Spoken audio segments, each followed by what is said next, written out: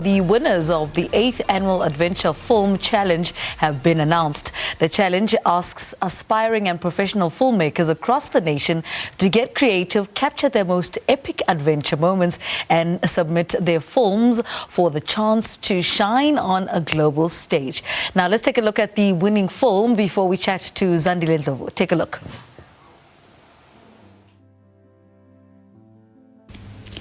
We grow up around stories that tell us why we shouldn't be in these waters. Stories of snakes and healers and white waters.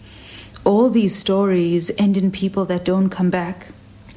And of course, in addition to the narratives around black people and water. Going through a hard time in 2016, I find myself in Bali, longing for this ocean, these seas. I remember my first time seeing beneath the surface of these waters. From thinking I was drowning to calm and a moment that changed my life forever. All this life that existed so peacefully. Everything looked all kinds of different, and it was okay. Even I, in this human form, just belonged. No explanations necessary. That's Zandile Ndlovu, who's also known as the Black Mermaid. She swam into the top spot in the aspiring category with her short film, A World Unimagined. Now, to tell us more, she joins us on Zoom to tell us more about her win. Good morning, Zandile. Welcome to Morning Live. Good morning. How are you? I'm good, thank you. Tell us a bit more about what the Adventure Film Challenge is all about.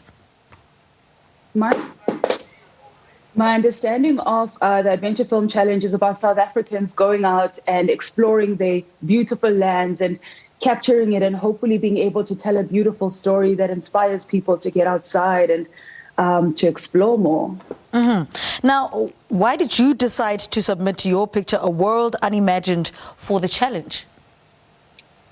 Interestingly enough, I was actually not going to submit my film because I was afraid, because I'm still such a new filmmaker, and I didn't know if it was like at the right standard.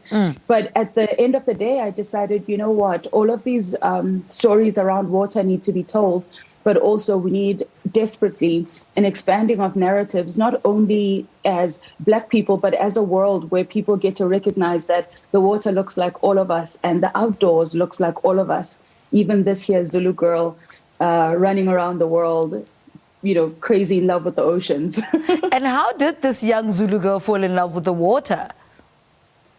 In 2016, I didn't grow up I grew up in Soweto, so this is important. I grew up in Soweto and nowhere near the sea. Yeah. And in 2016, I had this opportunity to go to Bali after going through a really hard time. And I just remember jumping out the boat on a snorkel trip, and went from thinking I was drowning, and then 2 seconds later was this deep calm, and just I could not believe what lived under there. The amount of fish that was there and how colorful it was, the coral. And then I knew I wanted to be in the water more. And the question was, how was I going to make it happen? And then I went on to go to do more scuba diving and later free diving. And when I found free diving, I knew I'd found home in the most incredible way. And so what started first was my heart.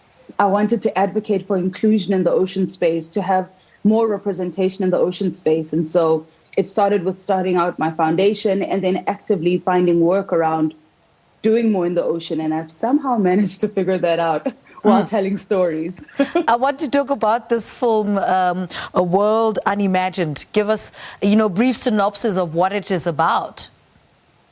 It's about a girl who goes traveling into these wild oceans, having always been told that these oceans don't belong to her, and somehow she finds home in this very place, like nowhere else that she'd ever imagined. And so she documents parts that have always just that changed her heart, and just puts it out as a piece in the world of what is possible when we let go, when we walk closer to our fears to expand into everything that we could possibly be.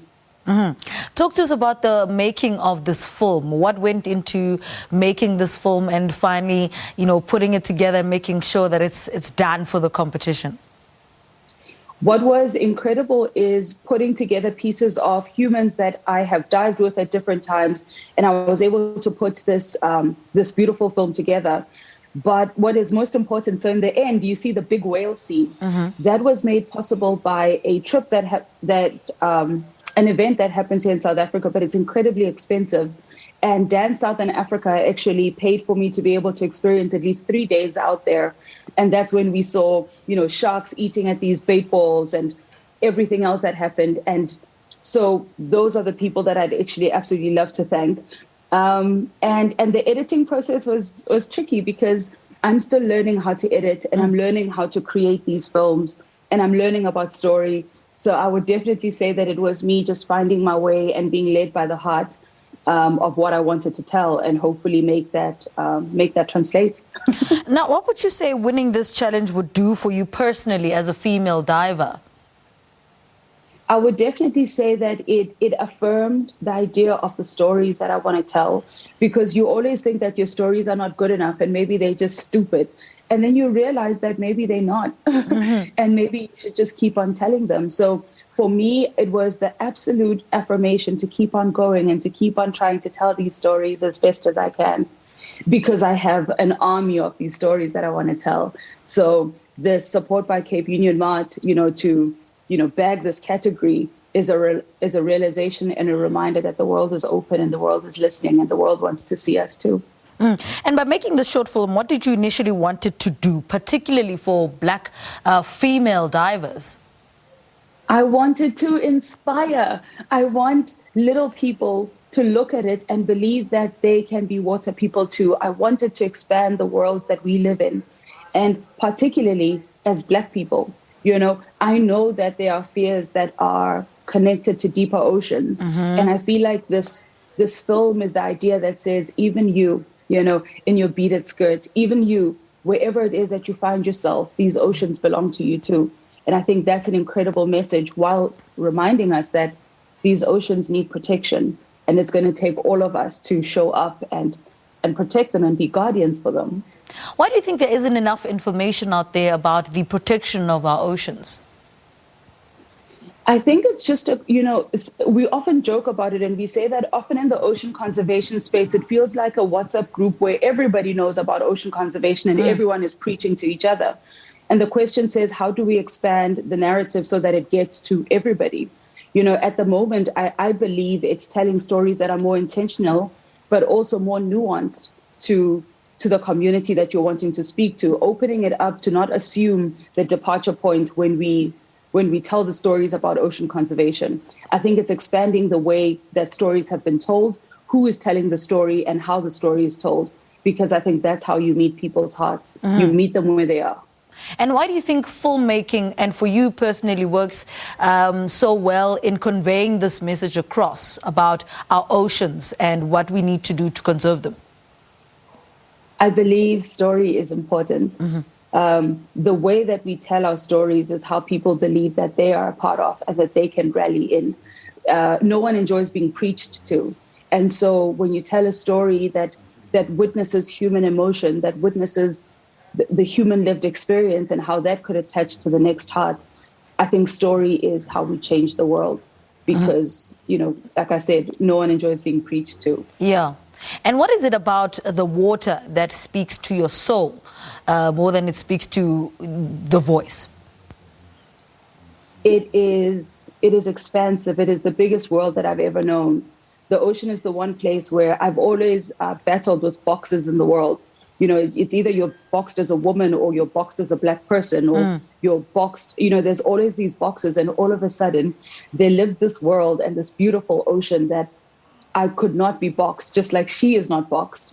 No one says that the ocean is a bad place because bad things have happened. She has calm days when she's a beautiful swim, and she has wild days where, bad things can happen, but no one has ever boxed her to being one thing. And I feel like that's the one place where I found home. She's expansive enough to hold every single lived experience I've had in my life, and it's the safest place to be for me, to be truthful, but to also be mirrored as a wild, wild woman. And it's an incredible opportunity to be there. And what does the future look like for the Black Mermaid? More telling of stories, more telling of stories, more adventures, more expeditions looking for whales and great white sharks and free diving with them and documenting them and reminding us the entire time that these, we need to expand the stories, be it about great white sharks, be it about the ocean. We need to expand these stories, but also that we need to see ourselves represented. So more and more stories are going to come while celebrating the diverse representation in the ocean space, finding ways to tell the stories that we don't hear enough of, and being encouraged to believe that we can exist in these spaces too. All right, Zandile, thank you so much. Beautiful interview. Thank you so much for waking up for us this morning. Zandile, she's called the Black Mermaid in Ndlovu, and she's been speaking to us about being announced as the winner of the aspiring category at this year's Adventure Film Challenge. Let's play a bit of her film before we go to weather. A new pursuit of adventure. This adventure would take me to 8-degree dives in just a costume. A world unknown. Two things have become most important in this travel: creating and documenting of my journey. How important representation is in the world of expanding dreams. And secondly, how stories bring people closer to nature. Our seas need protection, not only for the animals that live within her, but for us too as humanity. And it all starts with conscious living. And so, in all the adventures to come, is the forever hope to tell stories that encourage us to expand ourselves and lean into the discomfort and fears. And two, what does it mean to preserve this pristine world for the generations to come?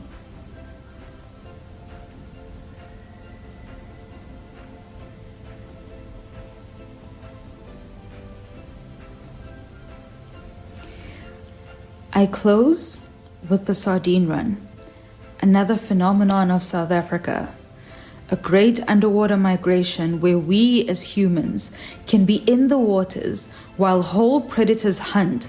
This includes sharks and dolphins and seagulls and whales. It's a sight like no other. In addition, of course, to the humpback migration. On this spectacular occasion, we got to witness a bride's whale eat up an entire bait ball. A world unimagined.